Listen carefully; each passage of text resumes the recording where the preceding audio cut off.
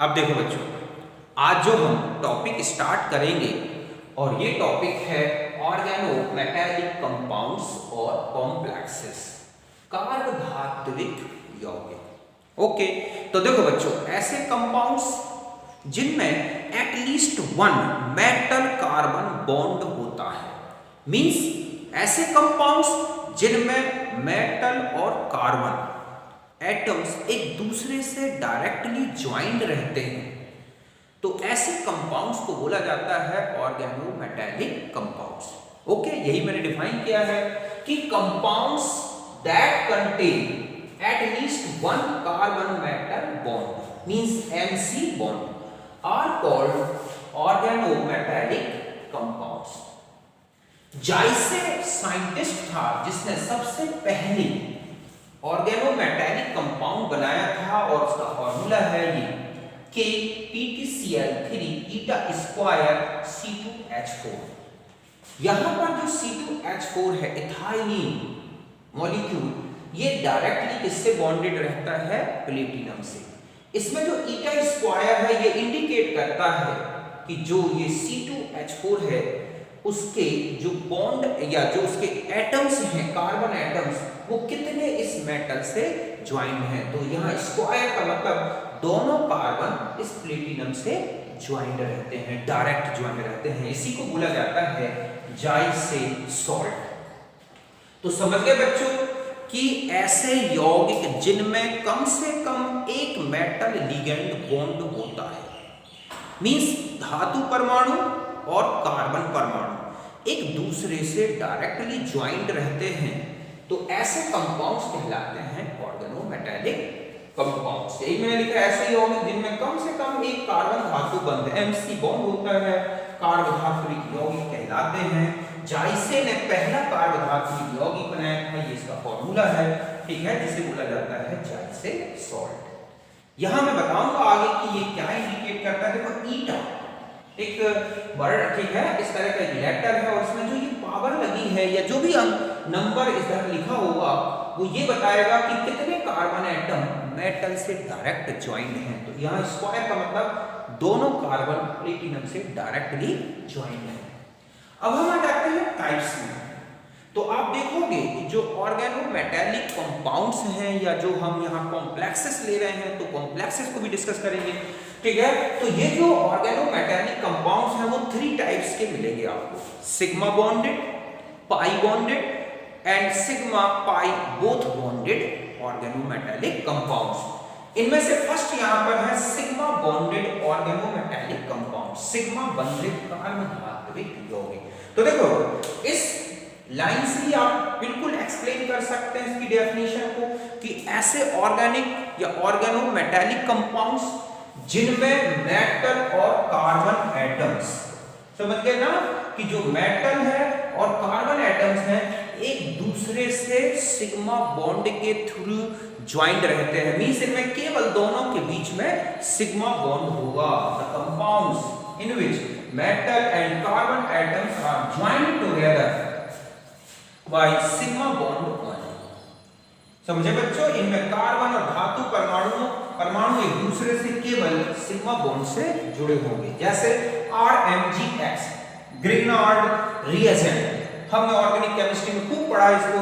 तो इसमें ये कार्बन जो CH3 ग्रुप का कार्बन हो मैग्नीशियम से directly jointed through sigma bond. ऐसे ही डाइइथाइल जिंक, ठीक है, फ्रैंकलैंड रिएजेंट, इसमें भी इथाइल ग्रुप का कार्बन और जिंक डायरेक्ट ज्वाइंट होते हैं। ओके, कि हम ये कहें CH3HHZN, ठीक है, HHCH3, तो यहां पर ये सिग्मा, ये सिग्मा।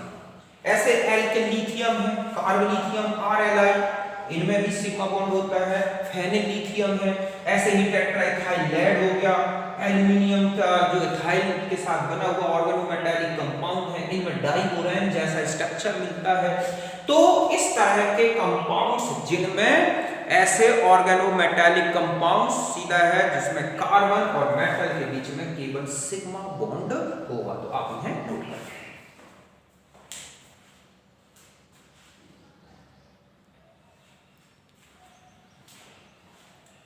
अब देखो बच्चों, नेक्स्ट जो सेकंड टाइप है वो है पाई बॉन्डेड ऑर्गेनोमेटेलिक कंपाउंड्स। ओके, तो इन जो कंपाउंड्स हैं, ये जो कंपाउंड्स हैं ये तब बनते हैं जब metal atom mainly alkenes, okay, alkynes, benzene या अदर जो रिंग कंपाउंड्स हैं जैसे साइक्लो, पेंटा, डाइएनाइल, एनाइन, इस तरह के जब कंपाउंड्स से डायरेक्ट बॉन्डेड होता है तब बनते हैं क्या, पाई बॉन्डेड ऑर्गेनोमेटेलिक कंपाउंड्स। इनमें देखोगे मेटल एटम और जो कार्बन लिगेंड है, ठीक है, एक दूसरे से डायरेक्टली पाई बॉन्ड के थ्रू बॉन्डेड होते हैं। इनमें सिग्मा बॉन्ड नहीं होगा, सिग्मा बॉन्ड है तो सिग्मा बॉन्डेड। इनमें डायरेक्ट जो मेटल और हम ये कहें कि मेटल और कार्बन एटम डायरेक्टली एक दूसरे से पाई बॉन्ड के थ्रू बॉन्डेड होते हैं। तो यही लिखा है कि these are the compounds of metal with alkenes, alkynes, benzenes and other ring compounds। समझ गए बच्चों कि ये जो कंपाउंड्स हैं ये मेटल और इन अनसैचुरेटेड कंपाउंड्स के बीच में बनते हैं। In these compounds, metal and carbon atoms form a bond that involves the pi electron of ligand means carbon group, या जो भी कार्बन का ग्रुप है। तो ऐसे यौगिक जिनमें धातु परमाणु मुख्यतः एल्कीन, एल्काइन, बेंजीन या कोई भी वलय यौगिक के साथ प्रत्यक्ष रूप से पाई बंध द्वारा जुड़े होते हैं, तो इनको बोलते हैं पाई बॉन्डेड ऑर्गेनोमेटेलिक कंपाउंड्स। जैसे जाइसे सॉल्ट, जाइसे सॉल्ट में देखोगे कि जो CH2 डबल बॉन्ड CH2 का जो पाई बॉन्ड है उसके थ्रू प्लेटिनम से ये इथाइलिन ग्रुप जुड़ा हुआ है, जाइसे सॉल्ट। ऐसे ही फेरोसिन या मेटेलोसिन, आप देखोगे ये जो होगा मेटल एटम दो साइक्लो, पेंटा, डाई एनाइन, एनाइन जो रिंग होती हैं उनके बीच में फिट होता है और एक सैंडविच कंपाउंड बनाता है। मतलब ये जो इनकी पाई इलेक्ट्रॉन क्लाउड रिंग जो है आप देख रहे हैं ये ऐसे बॉन्डेड होती है, ऐसे ही यहां पर ये नीचे बॉन्डेड होता है। तो यहां पर ये पाई बॉन्डिंग है ना कि सिग्मा बॉन्डिंग। मतलब जो साइक्लो, पेंटा, डाइएनाइल का जो इलेक्ट्रॉन रिंग है, पाई इलेक्ट्रॉन रिंग, सिक्सैट रिंग, वो इस मेटल एटम के साथ पार्स बॉन्डेड रहती है। ऐसे ही आप देखोगे डाइबेंजीन क्रोमियम, तो ये बेंजीन रिंग जो है, बेंजीन के अंदर जो पाई इलेक्ट्रॉन रिंग है तो ये इस मेटल या क्रोमियम एटम से बॉन्डेड रहती है। तो यहां पर लिखा है ईटा स्क्वायर, इसका मतलब दो कार्बन डायरेक्टली बॉन्डेड है मेटल एटम से। ऐसे ही यहां पर आप देख रहे हैं एन फेरोसिन में ईटा 5, तो इसका मतलब है कि 5 carbon atoms are directly bonded with iron. 6, ठीक है, ईटा 6, इसका मतलब 6 के 6 कार्बन जो हैं इस तरह से ये वाले, ध्यान रखें ये इनके साथ अपने पाई जो मॉलिक्यूलर ऑर्बिटल है और इनकी जो मेटल की ऑर्बिटल्स हैं उनके बीच में बॉन्डेड है। मतलब हम ये कहें कि अगर ये मेटल की है तो ऐसे जो क्लाउड बेंजीन के साथ जो ऐसे 6 रिंग जो पाई बॉन्ड होते हैं ऑर्बिटल्स वो जुड़े होते हैं, समझ गए, ताकि इसका क्लाउड इस मेटल एटम की तरफ शिफ्ट रहता है। तो ऐसे कंपाउंड्स को बोलते हैं हम पाई बॉन्डेड ऑर्गेनोमेटेलिक कंपाउंड्स। तो आप इसे नोट करें।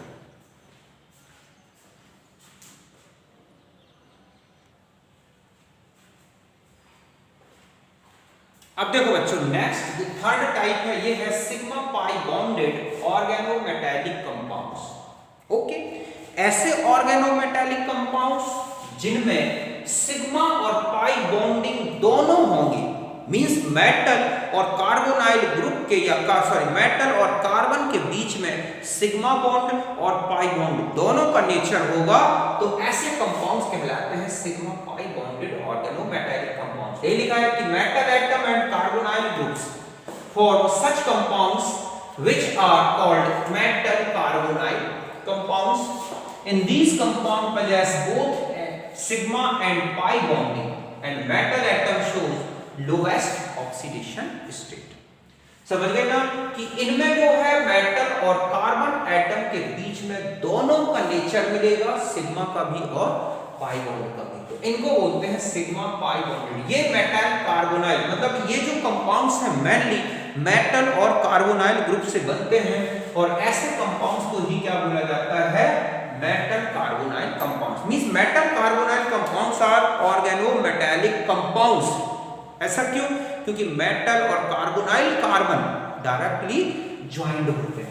इनमें आप देखोगे मेटल एटम की जो ऑक्सीडेशन स्टेट होगी या तो जीरो होगी, नेगेटिव होगी, या लोवेस्ट पॉजिटिव 1+, इससे ज्यादा नहीं हो सकती। मैक्सिमम में आपको जीरो ही दिखेगी। ओके, सबसे स्ट्रॉन्ग लिगैंड है कार्बोनाइल ग्रुप। ये जो है मेटल के s ब्लॉक के जो s जो ऑर्बिटल है उसके इलेक्ट्रॉन्स को भी n-1d ऑर्बिटल में क्या कर देता है, पेयर्ड कर देता है, और उसके बाद बॉन्डिंग करता है। एग्जांपल्स हैं तो समझिए बच्चों, ऐसे यौगिक जिनमें धातु और कार्बोनिल समूह दोनों मिलकर बनाते हैं तो इनको बोला जाता है धातु कार्बोनिल यौगिक। इनमें आप देखोगे सिग्मा और पाई बॉन्डिंग दोनों होगी, किनके बीच में? मेटल और कार्बन के बीच में। इसमें धातु परमाणु अपनी न्यूनतम ऑक्सीकरण अवस्था में होते हैं। और ये कुछ एग्जांपल जैसे NiCO4 FeCO5 ओके 0, ऐसे ही C कोबाल्ट ये बाई मॉलिक्यूलर है, CO2 CO8 ऐसे। अभी हम इनके टाइप्स में देखते हैं। अब इसके टाइप्स में आप देखोगे एक तो होते हैं मोनोमेरिक या यूनिन्यूक्लियर कार्बोनाइल कंपाउंड्स, एक नाभिकीय कार्बोनिल यौगिक। तो इनमें आप देखोगे केवल एक ही मेटल एटम होगा, समझ गए ना? ऐसे मेटल कार्बोनाइल कंपाउंड जिनमें केवल एक ही मेटल एटम होगा, वन मेटल एटम होगा, तो उनको बोलते हैं मोनोमेरिक या यूनिन्यूक्लियर। जैसे NiCO4 आप देख रहे हैं केवल निकल है, FeCO5 आयरन है, क्रोमियम का क्रोमियम है, ऐसे ही इस तरह से वेनेडियम का आयरन का नेगेटिव आयन के साथ बने हुए कंपाउंड। तो इस तरह से ये कहलाते हैं सब क्या? यूनिन्यूक्लियर कार्बोनाइल कंपाउंड। यहां तक नोट करना।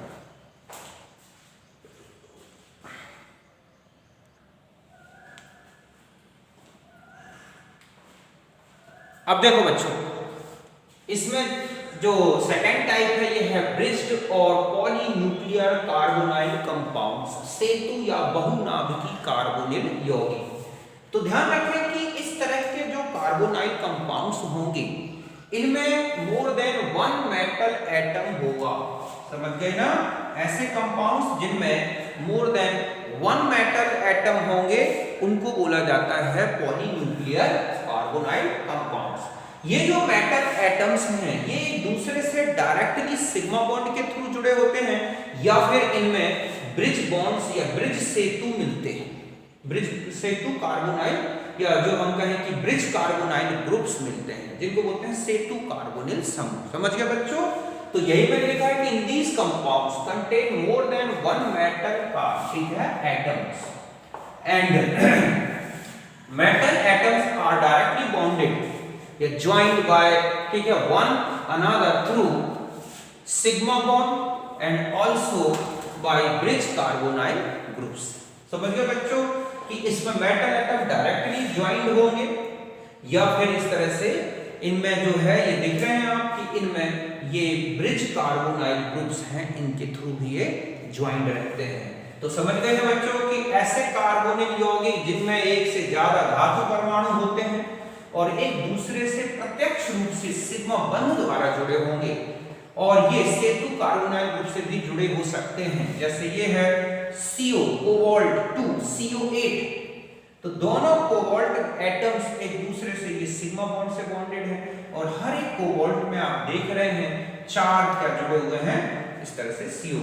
ऐसे ही Fe2CO9, तो आप देख रहे हैं कि यहाँ पर एक Fe ये है, एक Fe ये है, मेटल एटम एक दूसरे से सिग्मा बॉन्ड के थ्रू। इसके अलावा ये 3 जो आप देख रहे हैं कार्बोनाइल ग्रुप, ये है ब्रिज कार्बोनाइल ग्रुप, सेतु कार्बोनिल समूह, इनके थ्रू भी जुड़े हैं। ओके, तो यहां तक नोट करें।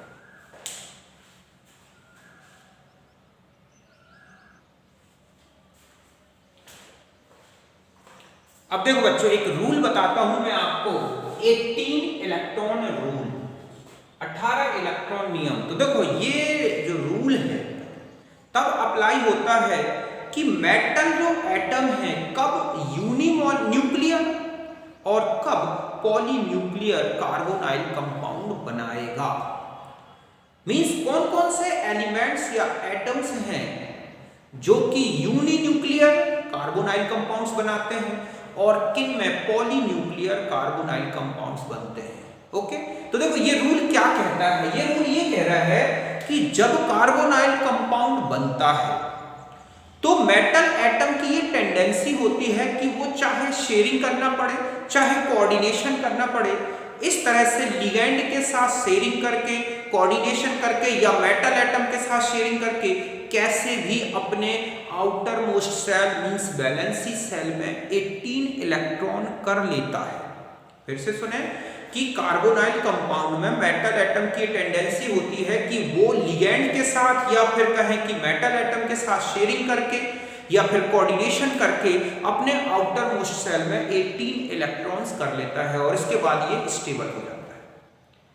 अब ऐसे एलिमेंट्स जिनका एटॉमिक नंबर इवन नंबर है जैसे कि 24, 26, 28, ओके, ऐसे जो एलिमेंट्स हैं, ऐसे जो मेटालिक एलिमेंट्स हैं, ये यूनिन्यूक्लियर क्या बनाते हैं, कार्बोनाइल कंपाउंड्स, क्योंकि ये अपनी इसी स्टेट में लिगेंड जो हर कार्बोनाइल कंपाउंड होगा तो एक लोन पेयर देगा, तो इस तरह से वो इस तरह से लोन पेयर एक्सेप्ट करते हैं कि उनके खुद के इलेक्ट्रॉन्स और लिगेंड्स के इलेक्ट्रॉन ये मिलके कितने हो जाएं, 18 इलेक्ट्रॉन्स हो जाएं, तो वो उनके साथ यूनिन्यूक्लियर कार्बोनाइल कंपाउंड्स बनाएंगे। लेकिन जिनमें ऑड नंबर का एटॉमिक नंबर है जैसे 23, 25, 27, ये पॉलीन्यूक्लियर क्या बनाते हैं, कार्बोनाइल कंपाउंड्स। ये शेयरिंग करके कोऑर्डिनेशन करके इलेक्ट्रॉन को अचीव करके कैसे भी ये क्या करते हैं बच्चों, 18 इलेक्ट्रॉन्स कर लेते हैं। अभी हम एग्जांपल से समझेंगे,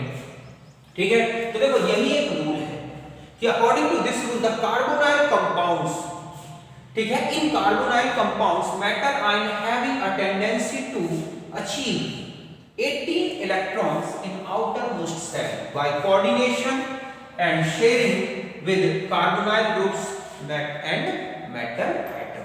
समझ गए ना, ये रूल है कि कार्बोनाइल कंपाउंड्स में मेटल एटम शेयरिंग करके कोऑर्डिनेशन करके डायरेक्ट इलेक्ट्रॉन अचीव, ठीक है, गेन करके अपने आउटर मोस्ट सेल में 18 इलेक्ट्रॉन करता है। समझ गए बच्चों कि कार्बोनिल यौगिकों में धातु परमाणु की यह प्रवृत्ति होती है कि वह कार्बोनिल समूहों तथा धातु परमाणु आदि के साथ उपसहसंयोजन या सहसंयोजन द्वारा 18 इलेक्ट्रॉन अपनी अंतिम कोश में पूर्ण कर ले। अब ध्यान रखना है, मैंने नेक्स्ट यही लिखा है कि metal atom having even atomic number form uninuclear carbonyl compound for achieving 18 electrons in outer most shell. समझ गए ना कि ये 18 इलेक्ट्रॉन पूरा करना है, तो जिनका एटॉमिक नंबर क्या है, इवन नंबर में, वो क्या करते हैं, यूनिन्यूक्लियर कार्बोनाइल कंपाउंड्स बनाते हैं। बट जिनका ऑड एटॉमिक नंबर है, ठीक है, उनमें बनते हैं पॉलीन्यूक्लियर कार्बोनाइल कंपाउंड्स। और इसके लिए वो भी शेयरिंग कर सकते हैं, कोऑर्डिनेशन कर सकते हैं, इलेक्ट्रॉन गेन कर सकते हैं, और कितने इलेक्ट्रॉन कंप्लीट कर लेते हैं, 18 इलेक्ट्रॉन। तो समझ गए बच्चों कि धातु परमाणु जिनका परमाणु क्रमांक सम संख्या में है, अभी मैं सारे एग्जांपल्स बताऊंगा, ठीक है, वो एक नाभिकीय कार्बोनिल यौगिक बनाकर 18 इलेक्ट्रॉन को उसमें पूर्ण कर लेते हैं। जबकि विषम परमाणु जो विषम परमाणु क्रमांक वाले धातु परमाणु हैं, वो बहुनाभिकीय कार्बोनिल यौगिक बनाते हैं। इसके लिए वो उपसहसंयोजन सहसंयोजन करके अंतिम उसमें कितने इलेक्ट्रॉन प्राप्त कर लेते हैं, 18 इलेक्ट्रॉन। अभी हम इनको अच्छी तरह से एग्जांपल से समझेंगे। ओके,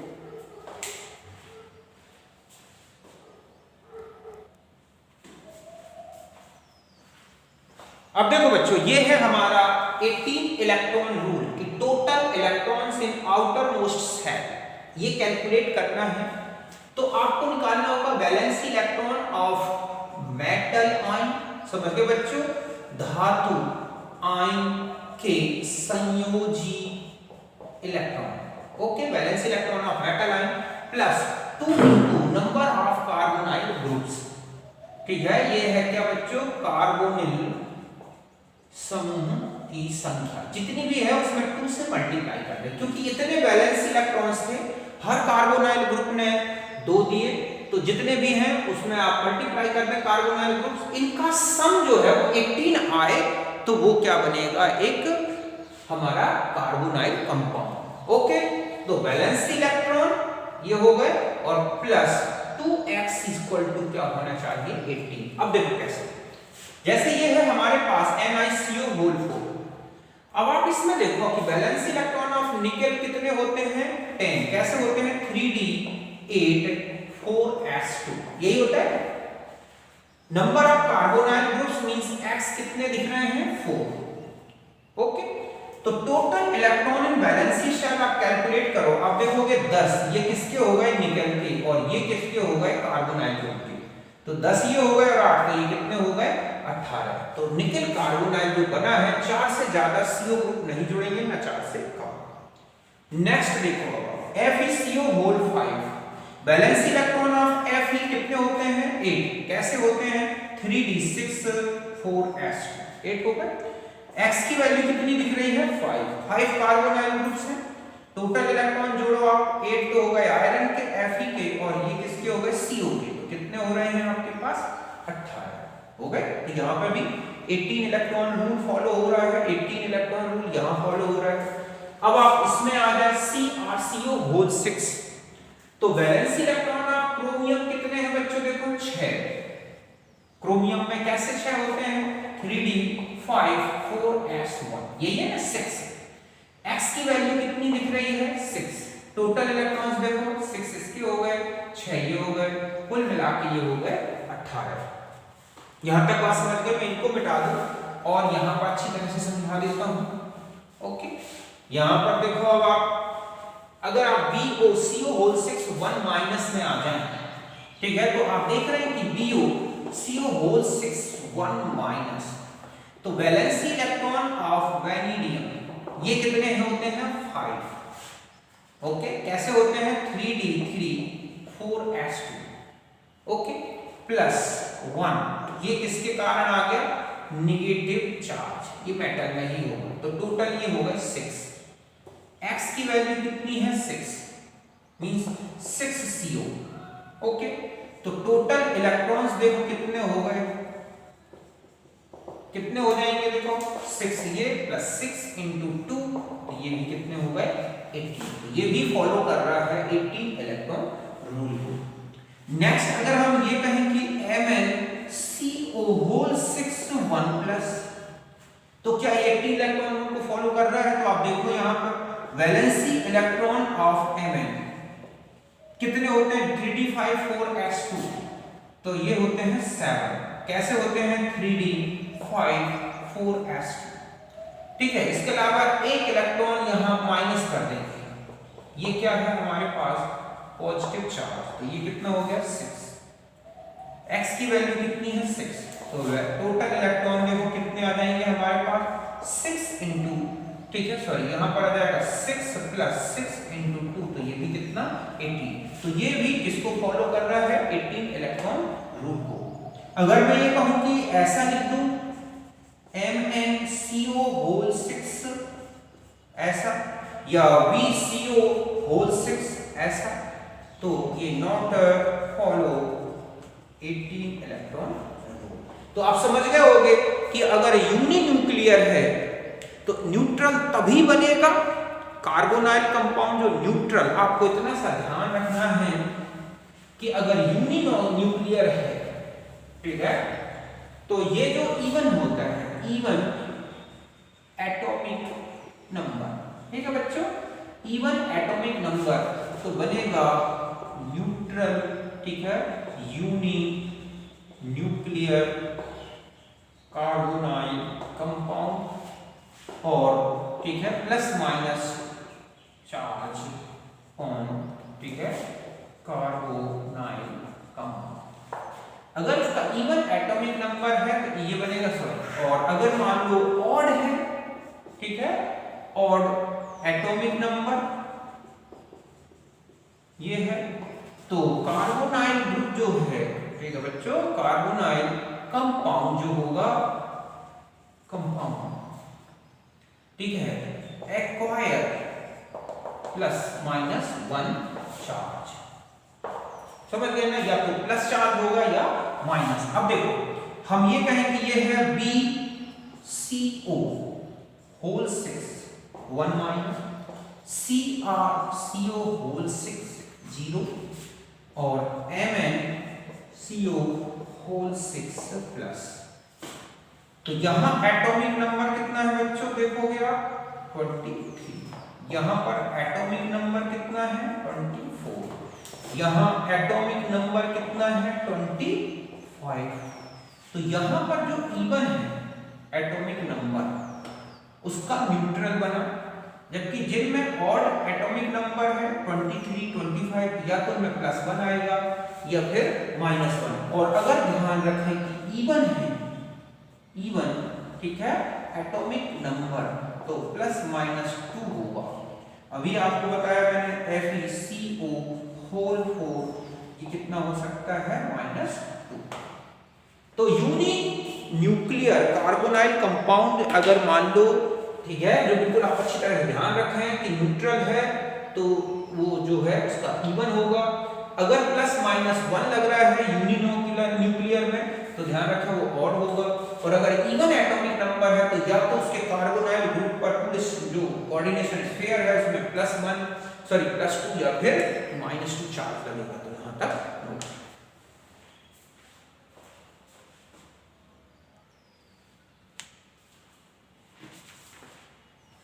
अब देखो बच्चों, ये हैं कुछ वाई न्यूक्लियर कार्बोनाइल कंपाउंड जैसे CO2 CO8, ठीक है। तो यहां पर आप देख रहे हैं कि 2 CO मेटल एटम इस तरह से है, दोनों एक दूसरे से सिग्मा बॉन्ड से बॉन्डेड है। यहां पर एक एक इलेक्ट्रॉन की शेयरिंग हुई है, ओके। और जो ये कार्बोनाइल ग्रुप है, हर कार्बोनाइल ग्रुप ने 2 इलेक्ट्रॉन्स दिए। तो यहां पर हम टोटल इलेक्ट्रॉन्स निकालें कि कितने हुए वैलेंसी सेल में। देखो 9 ये किसके हो गए, वैलेंसी इलेक्ट्रॉन ऑफ कार्बोनाइल, ये सॉरी कोबाल्ट किसके हो गए, कोबाल्ट के। वैलेंसी इलेक्ट्रॉन ऑफ कोबाल्ट +1 ये तो इसी का है, ये इलेक्ट्रॉन और शेयरिंग से मिल गए, समझ गए ना। तो एक तो खुद का और एक ये, तो ये एक एक्स्ट्रा मिला तो ये शेयरिंग का 1 इलेक्ट्रॉन हो गया, जो कि अनदर CO के साथ शेयरिंग विद, ठीक है, अनदर CO प्लस। अब हर एक कार्बोनाइल ग्रुप ने कितने इलेक्ट्रॉन दिए, 2। तो कुल मिला के एक कार्बोनाइल का आप किसी एक ग्रुप की कैलकुलेशन कर रहे हैं तो ये हो गए कितने, ये हो गए आपके पास 8 और 10 ये हो गए, तो टोटल कितने हो गए बच्चों 18।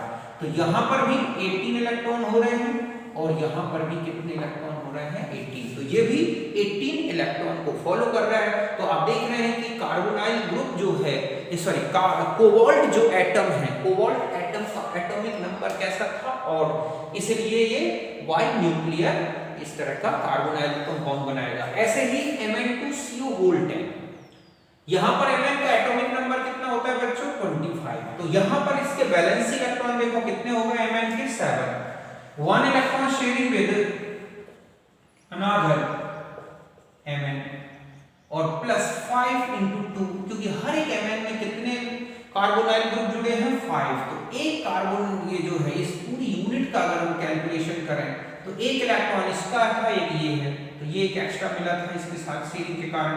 तो यहां पर भी कितने हो गए 8 और 10 18। तो ये भी इसको फॉलो कर रहा है 18 इलेक्ट्रॉन रूल को, ओके। इसमें जो क्वेश्चन होते हैं ना, आपको दे दिया जाएगा कि इनमें से कौन सा कार्बोनाइल कंपाउंड 18 इलेक्ट्रॉन रूल को फॉलो नहीं कर रहा है, तो आपको इस तरह से उनके किसी एक एटम के टोटल इलेक्ट्रॉन्स निकालने हैं। अगर वो 18 आ गए तो फॉलो कर रहा है, नहीं कर रहा है और नहीं आ रहे हैं तो फॉलो नहीं कर रहा है। जैसे Fe, ठीक है, C double bond O, C double bond O, C double bond O और एक CO CO CO CO CO और ये है CO, ओके। अब आप इसमें टोटल इलेक्ट्रॉन देखिए, ये हमारे पास है कंपाउंड का Fe2CO9। हालांकि इसका जो एटॉमिक नंबर है वो क्या है, इवन में है, बट ये भी कार्बोनाइल कंपाउंड कैसा बनाता है बच्चों, ब्रिज वाला। लेकिन यहां ध्यान रखें कार्बोनाइल ग्रुप ऑड नंबर में होते हैं। तो टोटल इलेक्ट्रॉन देखो Fe के टोटल इलेक्ट्रॉन कितने होते हैं, वैलेंसी इलेक्ट्रॉन 6 और मतलब 6 और 2 ये हो गए 8 होते हैं। तो ये तो हो गए Fe के valency electron of Fe plus अब आप देखो एक शेयरिंग यहां पर है, एक शेयरिंग यहां है, एक शेयरिंग यहां है, एक शेयरिंग यहां है, तो ये हो गए 4, ठीक है। ये कौन से इलेक्ट्रॉन हो गए? Shared electrons. कहां से? 3 तो कार्बोनाइल के साथ शेयरिंग है, 3 CO और 1 किसके साथ है? Fe के साथ शेयरिंग, प्लस 3 और ये है तो 3 और ये हो गए, तो ये क्या हो गए? CO, ये भी कितना हो गया बच्चों? 18 इलेक्ट्रॉन। तो ये फॉलो कर रहा है 18 इलेक्ट्रॉन रूल।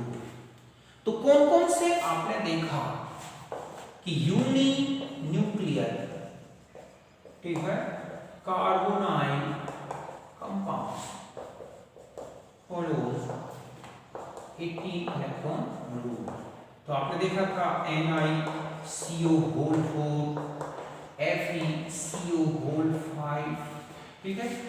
इसी तरह से CrCO होल 6, इसके अलावा BCO whole 6 1 minus, FeCO whole 4 2 minus, ऐसे ही आपने देखा था MnCO होल 6 1 प्लस।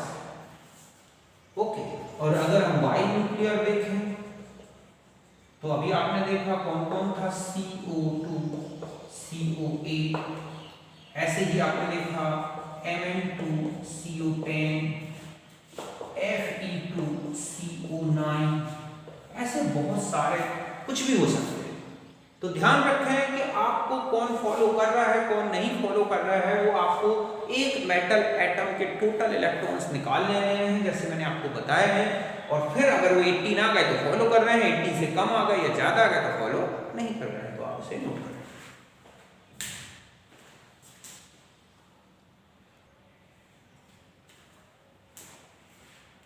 अब देखो बच्चों, एक कंपाउंड होते हैं कार्बोनाइल नाइट्रोसाइल कंपाउंड्स।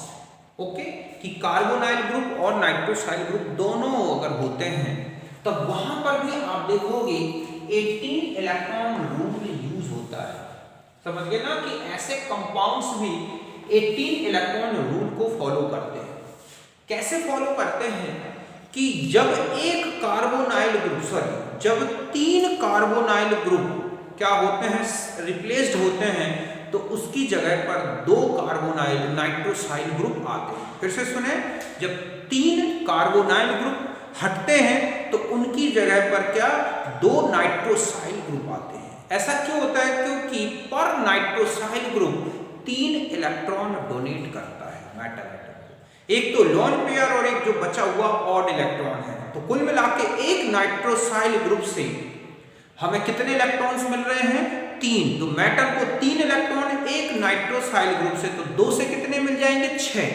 तो जब 2 नाइट्रोसाइल ग्रुप अटैच हो जाएंगे तो उससे 3 कार्बोनाइल ग्रुप रिप्लेस्ड हो जाते हैं। यही मैंने लिखा है कि such compounds also follows 18 electron rules, ठीक है, because 1 nitrosyl group donates 3 electrons to metal, ठीक है, ड्यूरिंग कोऑर्डिनेशन बॉन्डिंग।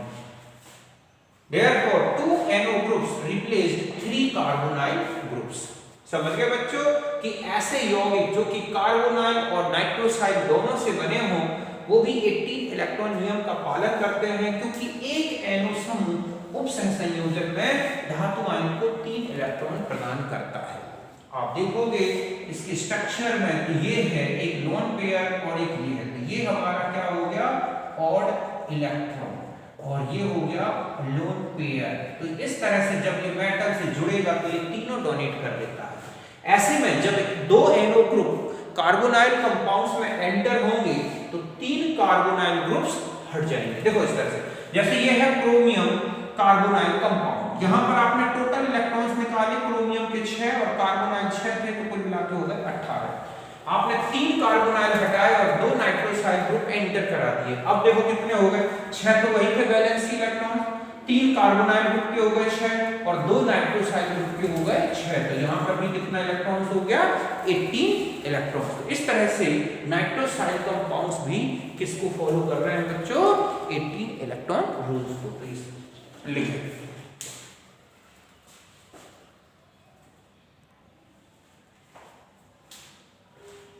अब देखो बच्चों, ये एक एग्जांपल दे रखा है आपको और पूछा गया है कि यहाँ पर x का वैल्यू क्या होगा। तो देखो यहाँ पर हमें क्या करना है, ये जो कॉम्प्लेक्स है हमें ध्यान रखना है कि फॉलोज 18 इलेक्ट्रॉन रूल, मतलब इन सारे इलेक्ट्रॉन्स का जो सम है वैलेंसी सेल में वो कितना आ जाना चाहिए 18। तो देखो हम जानते हैं कि 18 इलेक्ट्रॉन्स इज इक्वल टू, हम यहां लिखेंगे valency electron of Fe plus, ठीक है, 3 इंटू 2, ये किसका हो जाएगा CO प्लस, हमें ये नहीं पता x इंटू कितना लिखेंगे 3, तो ये किसका हो गया नाइट्रोसेलुलोज का। ओके, अब वैलेंसी सेल में जो इलेक्ट्रॉन है Fe के कितने होते हैं बच्चों 8, कैसे हो जाते हैं तो आप जानते हैं 3d6 4s2 प्लस यहां कितना हो गया 6 प्लस ये हो गया x, ये किसके इक्वल है 18 के, x इंटू 3, यही हुआ ना। तो 3x इज इक्वल टू, अगर अब आप यहां देखें कि आपके पास कितना x का वैल्यू आया तो 8 और ये कितना हो गया 14 प्लस 8 हो गए ना, इसके हो गए Fe के इलेक्ट्रॉन्स हो गए हमारे पास 3d6 4s2, कार्बोनाइल ग्रुप 2 है, सॉरी यहां पर आ जाएगा 2 इंटू 2, तो यहां आएगा बच्चों 4। ओके, और ये हो गया, तो यहां पर हमारे पास हो गया 4, तो यहां हो गया था हमारे पास ये हो गया 12 प्लस 3x, तो 3x इज इक्वल टू, देखो आपके पास 18 माइनस 12 मींस 6, तो x इज इक्वल टू 2। तो यहां पर आपका फॉर्मूला बन जाएगा FeCO होल ट्वाइस NO और कितना लगा देंगे 2। तो इस तरह से ये फॉलो कर गया, किसको, कौन से रूल को फॉलो कर रहा है 18। तो इस तरह से आपने x की वैल्यू निकाली, समझ में आ गया। 18 इलेक्ट्रॉन्स, इन सबके वैलेंसी इलेक्ट्रॉन्स का सम होना चाहिए। Fe के हो गए ये 2 कार्बोनाइल ग्रुप हैं तो इसके हो गए 4, और हमारे पास नाइट्रोसाइल ग्रुप ने पता लगाने हैं, हर एक नाइट्रोसाइल ग्रुप कितने इलेक्ट्रॉन्स दे रहा है 3, तो इस तरह से ये हो गया 3x, तो 18 12 3x, तो x का वैल्यू आपने कैलकुलेट कर लिया जो कितना आ गया 2, तो ये उसका फॉर्मूला हो गया। यहां तक बात समझ गए। अब आप इसको देखो, यहां पर आपको बताना है x क्या है। ओके, अब आप जानते हैं कि इसमें x का वैल्यू निकालना है तो आपको कौन सा रूल फॉलो करना है 18 इलेक्ट्रॉन रूल। तो आप यहां पर लिखेंगे 18 is equal to, okay, 1 into x, तो ये किसके लिए हो गया H, हमारे पास हाइड्रोजन बॉन्डेड है, एक इलेक्ट्रॉन उसका हो गया, प्लस यहां पर हो जाएंगे CO के वैलेंसी इलेक्ट्रॉन्स।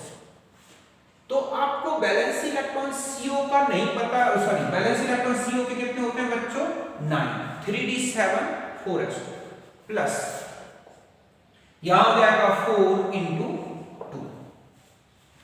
मैं एक सिंपल कार्बोनाइल कंपाउंड में x की वैल्यू लगानी, तो यहां हो गया 18 is equal to 1x plus 9 plus ये कितना हो गया, देखो आपके पास 8।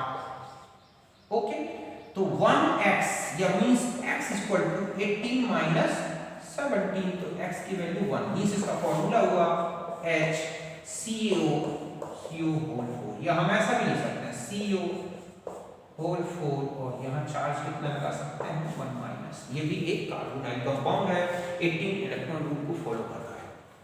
इसमें आ जाओ, अब आपसे पूछा गया कि इसमें x का वैल्यू क्या होगा, ठीक है, ये कार्बोनाइल कंपाउंड है, तो देखो 18 इज इक्वल टू Fe के कितने इलेक्ट्रॉन्स हो गए 8, 3d6 4s2 plus x into 2। Okay, ये तो हो गया Fe के लिए, ये हो गया कार्बोनाइल, प्लस अब ध्यान से देखें कि ये जो होता है साइक्लोपेंटाडाइएनाइल एनाइन, इसका स्ट्रक्चर यूं होता है, ये जब ये मेटल एटम से जुड़ता है तो कुल मिला के 2 इलेक्ट्रॉन इसके, 2 इलेक्ट्रॉन इसके, 2 इलेक्ट्रॉन इसके, एक Fe को डोनेट किए जाते हैं। तो यहां पर हमारे पास है 1 इंटू कितना 6, ये किसके लिए हो गया, ठीक है, C5H5, इसको बोलते हैं साइक्लोपेंटाडाइएनाइल एनाइन, तो ये हो गया, ठीक है, प्लस 2x प्लस 6। तो अब आप देखो कि आपके पास 2x कितना हो गया 18 माइनस ये हो गया ठीक है, तो x का वैल्यू कितना आ जाएगा, तो 2x आ रहा है, 2x इक्वल टू हो गया, सर यहाँ पर हो जाएगा कितना 14, 4, तो x का वैल्यू आ गया 2, तो आपके पास फॉर्मूला बन जाएगा FeCO होल ट्वाइस, ओके, और NC5H5, ये इसका x का वैल्यू हो जाएगा 18 और 6, 14 और 6, ये कहाँ गड़बड़ हो रही है, Fe, तो इसको पहले नोट करो।